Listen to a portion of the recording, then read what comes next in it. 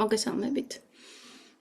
დღეს მინდა მოგიყვეთ იმის შესახებ, თუ როგორ წაიკითხოთ რუკაში პლანეტარული შეერთებები. პლანეტარული შეერთებები მდგება მაშინ, როდესაც ორი ან რამოდენიმე პლანეტა ხვდება თქვენს რუკაში ერთ სახლში და ასევე ერთ ნიშანში, რადგანაც როგორც იცით, ვედური ასტროლოგიის მიხედვით სახლები ემთხვევა ნიშნებს. თუ წარმოდგენა არ გაქვთ ვედური ასტროლოგიის შესახებ, მაშინ ეს ვიდეო თქვენთვის არ არის. აღწერაში დავტოვებ ელემენტარული ვედური ასტროლოგიის ცოდნის მისაღებ ვიდეოებს, როგორ გააკეთოთ თქვენი რუკა და როგორ წაიკითხოთ და შეგიძლიათ მათ გაეცნოთ. ანუ, ახლა გადავიდეთ იმაზე, თუ რა პრინციპები მუშაობს, როდესაც ვცდილობთ ორი პლანეტის შეერთების წაკითხვას. ეს არის სამი ძირითადი პრინციპი. და ამ სამი ძირითადი პრინციპის გათვალისწინებით შეძლებთ, რომ ღრმად შეიცნოთ ნებისმიერი პლანეტარული შეერთება. როდესაც ორი პლანეტა ერთად ხვდება, ისინი ახდენენ ერთმანეთზე ძალიან დიდ ზეგავლენას და ასე ვთქვათ, ენერგიები ირევა ერთმანეთში, იზილება და შედეგად ვიღებთ იმას, რომ ის ბუნებრივი თვისებები, რასაც ერთი პლანეტა ატარებს, გავლენას ახდენს მეორე პლანეტის ბუნებრივ თვისებებზე. ესე იგი, პირველი, რასაც უყურებთ, ეს არის პლანეტის ძალა. და აქ გულისხმობ თითოეული პლანეტის ძალას, მაგალითად ორი პლანეტის შეერთებას, როდესაც განვიხილავ, მოძებნეთ კონკრეტული პლანეტა, რამდენად ძლიერია კონკრეტულ ნიშანში, რამდენად ძლიერია კონკრეტულ სახლში. და შესაბამისად, რა თქმა უნდა, ლოგიკურად უფრო ძლიერი პლანეტა უფრო დიდ გავლენას ახდენს მეორეზე, ვიდრე სუსტი ახდენს, ხო? და აქედან გამომდინარე, მიიღებთ უკვე პირველ სურათს, რას უნდა მიაქციოთ ყურადღება. მეორე, რასაც ყურადღება უნდა მიაქციოთ, ეს არის ამ პლანეტის მდებარეობა და კონკრეტულად ეს პლანეტები რამდენად ახლოს მდებარეობს კონკრეტულ სახლში ერთმანეთთან.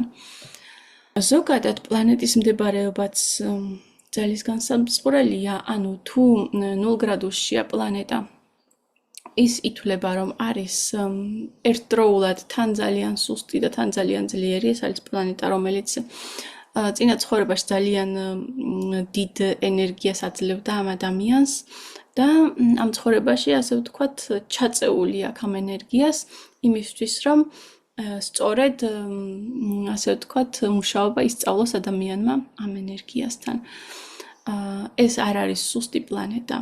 არა, ეს არის პლანეტა, რომელსაც ძალიან დიდი პოტენციალი აქვს. უბრალოდ, სანამ ადამიანი არ დაამუშავებს ამ პლანეტას, თითქოს დაძინებულივით არის.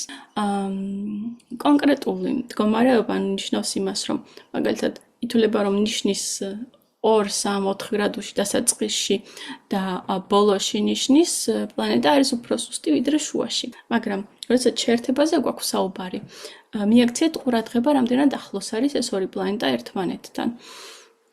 თუ არის 10 გრადუსზე ნაკლები დაშორება პლანეტებს შორის, მაშინ ითვლება, რომ რეალურად შეერთება ძლიერია ძალიან და რაც უფრო ნაკლებია დაშორება, შესაბამისად, მით უფრო მეტ გავლენას ახდენენ ერთმანეთზე. თუ საერთოდ 1 გრადუსში არიან, 1 გრადუსზე ნაკლებში არიან ერთმანეთთან, მაშინ დგება უკვე პლანეტარული ომი და ამაზე სხვა ვიდეოში ვისაუბრებთ.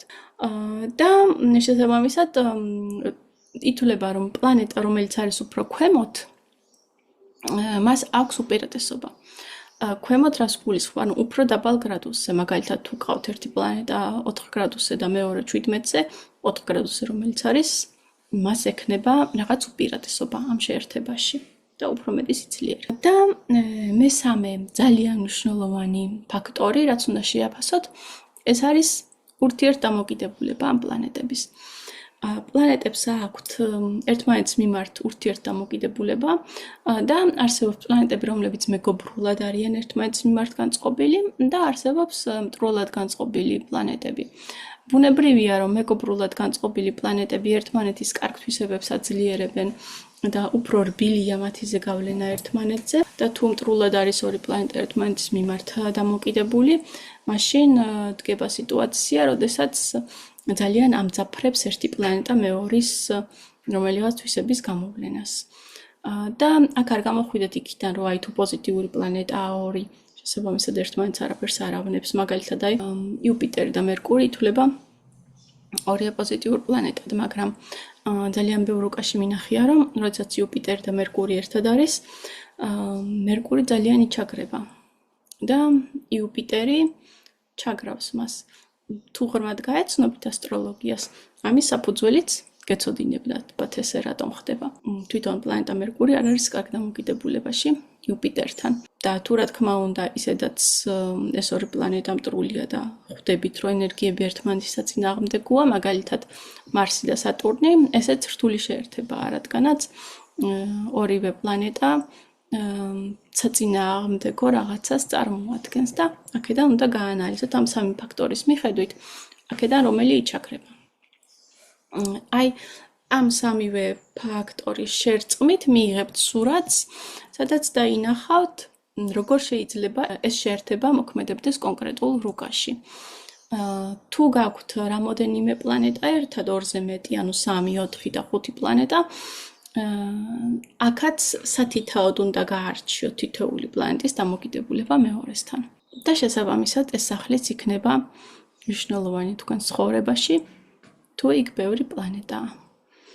გაარჩიეთ საკუთარი რუკა, გაანალიზეთ, გამოიტანეთ დასკვნები და არ დაგავიწყდეთ, რომ ნებისმიერი რთული მდგომარეობა დამუშავებადია.